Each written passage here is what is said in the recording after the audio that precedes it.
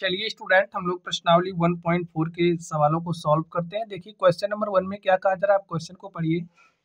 बताइए कि नीचे दी गई संख्याओं में कौन कौन परमेय है और कौन अपरमेय है। तो यहाँ पर स्टूडेंट हमें क्वेश्चंस दिए गए हैं, हमें बताना है कि ये जो संख्याएं यहाँ पर दी गई हैं इनमें से कौन सी परिमेय है और कौन सी अपरिमेय है। ठीक है, तो सबसे पहले स्टूडेंट आपको पता होना चाहिए कि परिमेय संख्याएं आखिर में होती क्या है।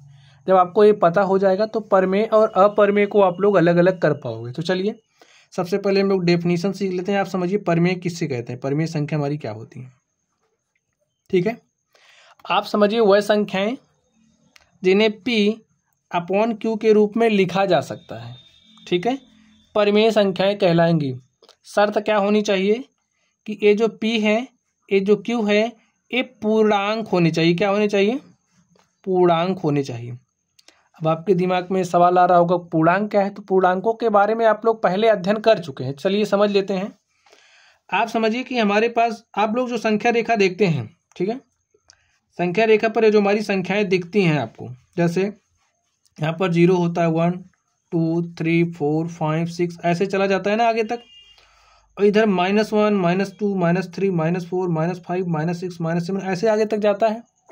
तो ये जो संख्याएं आप देख पा रहे हैं संख्या रेखा पर, जैसे 0 1 2 3 4 5 6 ऐसे, ठीक है, और इधर -1 -2 -3 -4 -5 ऐसे ये जो हमारी संख्याएं हैं यही क्या है, पूर्णांक होती हैं। तो P और Q हमारे पूर्णांक होंगे अगर, और ये जो Q है, Q का मान 0 नहीं होना चाहिए। ठीक है, तो इस केस में ये जो हमारी संख्या होगी ये परिमेय संख्या कहलाएगी। अब अगर कोई संख्या परिमेय नहीं है तो वो अपरिमेय हो जाएगी, बस यही आपको समझना है। ठीक है, चलिए अब यहाँ पर आप लोग ध्यान दीजिए में क्या दिया गया है, 2 - √5। तो यहाँ पर 2 क्या है, 2 हमारा क्या है, एक परिमेय संख्या है। लेकिन जब हम परिमेय संख्या में से, लिख लीजिए, जब हम लोग परिमेय संख्या में से अपरिमेय संख्या घटाएंगे, ठीक है, अपरिमेय घटाएंगे तो हमें रिजल्ट के रूप में क्या मिलेगा, अपरिमेय ही मिलेगा। ये बात आपको समझना पड़ेगा। और अगर हमारे पास परिमेय संख्या है और परिमेय संख्या में हम लोग अपरिमेय संख्या जोड़ देते हैं, तब भी हमें क्या मिलेगा, अपरिमेय ही मिलेगा। ये बात आपको पता होना चाहिए। या फिर अगर आप लोग अपरिमेय में से परिमेय घटाएंगे तो आपको अपरिमेय मिलेगा, अपरिमेय में परिमेय जोड़ेंगे तब भी आपको अपरिमेय ही मिलेगा। लिख लीजिए इसको भी, अपरिमेय माइनस परिमेय करोगे तब भी रिजल्ट के रूप में आपको क्या मिलेगा, अपरिमेय ही मिलेगा। ये बात आपको पता होनी चाहिए। अब यहाँ पर देखिए आप काम क्या कर रहे हो, परिमेय संख्या में से अपरिमेय को घटा रहे हो, तो रिजल्ट हमें क्या मिलेगा, जो भी आएगा वो हमारी एक अपरिमेय संख्या ही होगी। तो लिख दीजिए क्या है, अपरिमेय है। ठीक है, यहाँ पर आप लोग ध्यान से देखिए, इसको आप थोड़ा सा सॉल्व करिए। ठीक है, 3 + √23 दिया है, ब्रैकेट खोल दीजिए, तो यहाँ पर √-23 हो गया ना, प्लस √23 माइनस √23 0 हो जाएगा। और यहाँ पर बचा क्या आपके पास, 3 बचा। अब ये जो 3 है स्टूडेंट, 3 को आप लोग बताइए, 3 हमारी क्या है, परिमेय संख्या। अब आप कहोगे कैसे है, तो देखिए 3 को हम लोग P/Q के रूप में अगर लिखना चाहें तो ऐसे लिख सकते हैं, 3/1। देखिए 3 हमारा क्या है, पूर्णांक है, 1 भी हमारा क्या है, पूर्णांक है, तो दोनों पूर्णांक हैं। तो हम कह सकते हैं ना कि ये जो हमारे पास संख्या आई है सॉल्व करने के बाद, ये हमारी क्या है, एक परिमेय संख्या है। तो ऐसे आप लोग बता सकते हैं आराम से। चलिए यहाँ पर आप लोग जरा ध्यान से देखिए क्या लिखा गया है, 2 √7। ठीक है, इसका मतलब होता है 2 गुणे √7, और यहाँ पर 7 गुणे √7 ऐसा है। √7 से √7 कैंसिल हो जाएगा, तो हमारे पास बचा क्या, 2/7 यही बचा। अब आप लोग जरा ध्यान से देखिए, 2 हमारा क्या है, पूर्णांक है, P/Q के रूप में लिख उठा है, तो 2 क्या है, पूर्णांक है।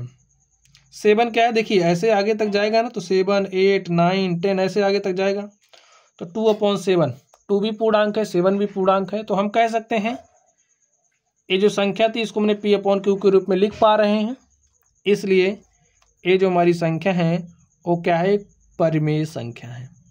कारण आपको पता होना चाहिए, तभी आप लोग प्रश्नों को आसानी से कर पाएंगे। ठीक है, अब यहाँ पर देखिए 1/√2 P/Q के रूप में लिखा गया है, लेकिन आप इसे परिमेय नहीं कह सकते। क्यों नहीं कह सकते? √2 जो होता है वो हमारी एक अपरिमेय संख्या है, बात आपको पता है। √2 अपरिमेय है, तो 1/√2 हमारी क्या हो जाएगी, अपरिमेय संख्या। चलिए पाई, तो आपको पता होना चाहिए जो हमारा पाई होता है, पाई को हम लोग P/Q के रूप में नहीं लिख सकते, तो पाई हमारी क्या होती है, अपरिमेय होती है। और जब 2 को पाई से मल्टीप्लाई करेंगे तो आएगा 2 पाई, तो हमारे पास क्या हो जाएगी, ये भी अपरिमेय संख्या ही होएगी। तो इस तरीके से जो हमारा क्वेश्चन नंबर फर्स्ट था हमने इसको सॉल्व कर लिया है। चलिए अब हम लोग अगले नंबर पर चलते हैं और देखते हैं हमारा अगला क्वेश्चन क्या है। तो स्टूडेंट चलिए हम लोग क्वेश्चन नंबर 2 पर चलते हैं। क्वेश्चन नंबर 2 को आप लोग ध्यान से देखिए। इसमें क्या कहा जा रहा है, निम्नलिखित व्यंजकों में से प्रत्येक को सरल कीजिए। तो यहाँ पर हमें कुछ व्यंजक दिए गए हैं, हमें इन्हें सरल करना है। तो देखिए इसमें क्या कहा जा रहा है, फर्स्ट नंबर, सेकंड नंबर, इसी तरीके से हमारे पास थर्ड और फोर्थ है। तो चलिए हम लोग सरल करते हैं। क्या दिया गया है, 3 + √3 इंटू में 2 + √2। देखिए इसको आप मल्टीप्लाई कर लीजिए, 3 को 2 से मल्टीप्लाई करेंगे तो 6 हो जाएगा, 3 को हमने √3 से 2 से मल्टीप्लाई किया 3√2 हो जाएगा, प्लस इस √3 को 2 से मल्टीप्लाई करिए तो √3 और इंटू में 2 प्लस √3 इंटू में √2, तो हमारे पास क्या हो जाएगा, √6। तो लिख लीजिए इसको आप बस। और अब हम इसमें कुछ कर नहीं सकते, तो यही हमारा क्या हो जाएगा, आंसर हो जाएगा। ठीक है, चलिए यहाँ पर चलते हम लोग। देखिए a + b a - b ऐसा कुछ बन रहा है, देख लीजिए, मल्टीप्लाई कर लीजिए। ठीक है, इसको आप इससे मल्टीप्लाई करिए, 3 × 9 हो जाएगा, फिर 3 को -√3 से मल्टीप्लाई करेंगे 3√3 हो जाएगा, प्लस √3 को 3 से मल्टीप्लाई करोगे 3√3, और इस √3 को -√3 से मल्टीप्लाई करोगे प्लस माइनस माइनस हो जाएगा, √3 को √3 से हमने मल्टीप्लाई किया 3 आ गया। अब 9 में से आपको 3 घटाना है, तो 9 में से आपने 3 को निकाल दिया तो कितना बचा, 6, -√3 -3√3 प्लस 3√3 कैंसिल हो गया, और हमारे पास क्या आ गया, 6। अगर आप लोग इसमें फॉर्मूला अप्लाई करते देखिए कैसे बन रहा है, a + b और a - b के रूप का है, तो इसको क्या लिख सकते हैं, a² - b²। ठीक है, a का मान कितना है, 3 है, तो 3 का स्क्वायर किया 9, माइनस b कितना है, √3, तो √3 का आप स्क्वायर कर दीजिए, कितना आएगा, 3, तो 9 - 3 हमारे पास कितना आ गया, 6। ठीक है, तो ऐसे भी आप कर सकते हैं। चलिए अब हम लोग थर्ड पर चलते हैं और देखते हैं इसका सोल्यूशन क्या होगा। तो इस थर्ड नंबर को आप ध्यान से देखिए, इसमें दिया है √5 + √2 का होल स्क्वायर। हल करते हैं हम इसको। a + b का होल स्क्वायर क्या होता है, a + b का whole square is equal to a² + b² + 2ab हमारा फॉर्मूला होता है। यहाँ पर देखिए a का मान क्या है, √5 है, b का मान √2 है, तो फॉर्मूले में आप लोग वैल्यूज रख के हल कर लीजिए इसको। चलिए सॉल्व करते हैं, क्या हो जाएगा, √5 का स्क्वायर प्लस √2 का स्क्वायर प्लस 2 इंटू में √5 इंटू में √2।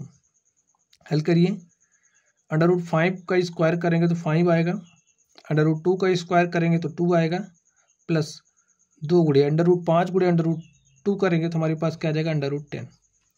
हमने 5 में 2 जोड़ा तो हमारे पास 7 आ गया, 7 प्लस 2√10, यही हमारा क्या हो गया, आंसर हो गया। अब यहाँ पर आप लोग ध्यान दीजिए,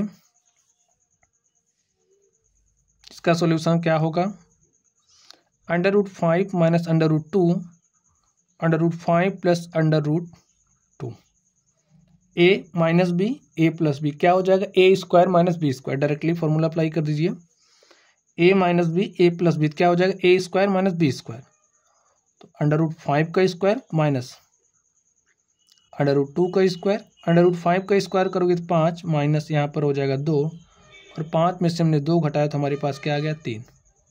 और इस तरीके से जो हमारा क्वेश्चन नंबर 2 था हमने इसको भी सॉल्व कर लिया। ठीक है, तो चलिए आप लोग पढ़ते रहिए। Thank you.